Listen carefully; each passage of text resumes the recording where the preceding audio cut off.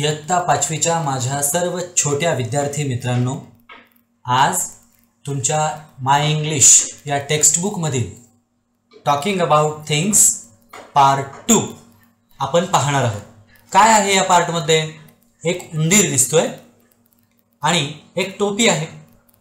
हा उंदीर टोपीच्या वेगवेगळ्या ठिकाणी लपण्याचा बसण्याचा प्रयत्न करतोय. त्याच्या या सर्व कृतींमधून आपल्याला काय शिकायचं आहे? इंग्रजीमध्ये या ठिकाणांना काय म्हणतात? चला त्याची स्थिती इंग्रजीत जाणून घेऊया. त्यासाठी रीड अलाउड, मोठ्यानं वाचा.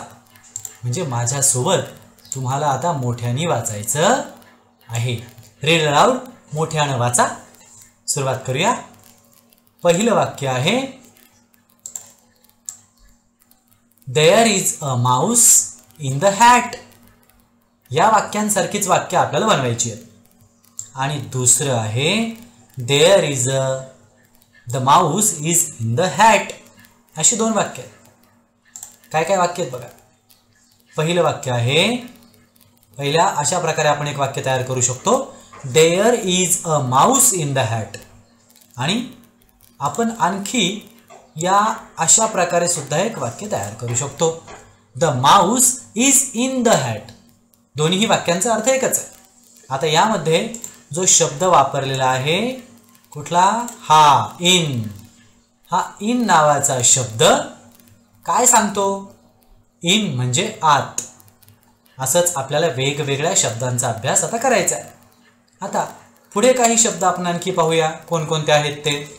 आता हा पहिली बघा उंदराची पोझिशन, हा उंदीर टोपीच्या आत आहे म्हणून त्याला काय म्हटलंय? इन. आता सेकंड पिक्चर मध्ये उंदीर टोपीच्या वरती आहे, डान्स करतोय. मग अशा प्रकारच्या पोझिशनला काय म्हणायचं? ऑन. ऑन म्हणजे वर. आता या ठिकाणी हा उंदीर टोपीच्या खाली दडलाय, लपून बसलाय. याला काय म्हणायचं? अंडर. म्हणजेच टिंबच्या खाली. नेक्स्ट पिक्चर मध्ये उंदीर एका टोपीच्या जवळ आहे. मग अशा वेळी या आपण शब्द वापरणार आहोत नियर. नियर म्हणजे जवळ. चौथ्या पिक्चर मध्ये जवळ आहे. पाचव्या पिक्चर मध्ये तो काय आहे बरं? टोपीच्या समोरच येऊन उभा राहिलाय. म्हणजे टोपीच्या समोर आलाय कोणीतरी, जसं आपण टीव्हीच्या समोरून उभा असतो. इन फ्रंट ऑफ म्हणजेच काय? टोपीच्या समोर. इन फ्रंट ऑफ म्हणजे टिंबच्या समोर. आणि लास्ट पिक्चर मध्ये दडून बसलाय टोपीच्या मागे. आपण त्याला म्हणूया बिहाइंड. टिंबच्या मागे. आणि आता ह्या सर्व त्याच्या पोझिशन्स वरून आपण वेगवेगळी वाक्य बनवणार आहोत. जसं की आपल्याला या प्रकारे काही वाक्य त्यांनी बनवून दाखवली आहेत. मग आता चला बरं माझ्यासोबत तुम्ही पण एक एक वाक्य बनवा बरं. तुम्हाला बनवता येतं का पाहूया आपण. चला आता इन वरून वाक्य ऑलरेडी बनवलंय. आता वाक्य बनवा बरं ऑन वरून. काय बनवता येईल? आता सोपं आहे. या इन या शब्दाच्या ऐवजी फक्त ऑन शब्द टाकला की तुमचं या प्रकाराचं एक वाक्य तयार होईल. खालच्या प्रकाराने वाक्य तयार करायचं असेल तर इनच्या ऐवजी ऑन इथे टाका. अशा पद्धतीचं वाक्य तयार होईल.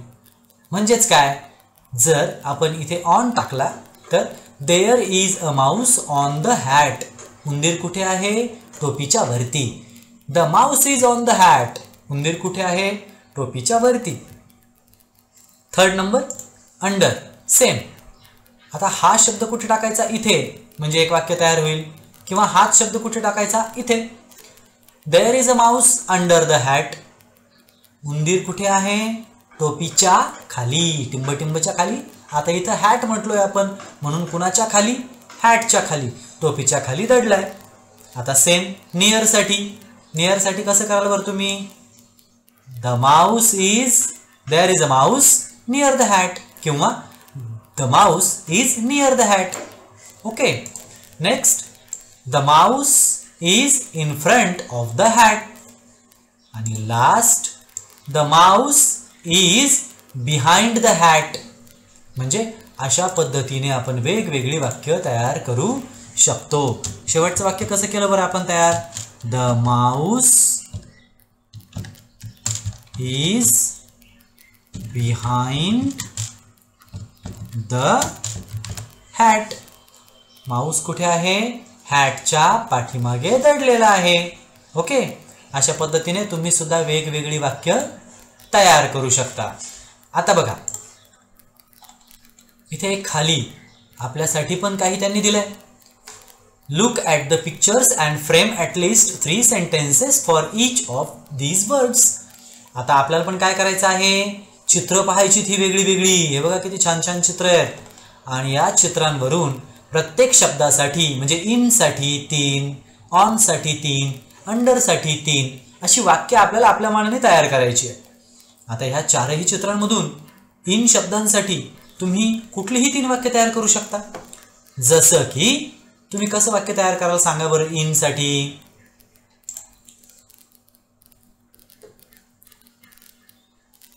हे बघा इथे ही फ्रुट्स आहेत सर्व. ती कुठे ठेवलीत बरं?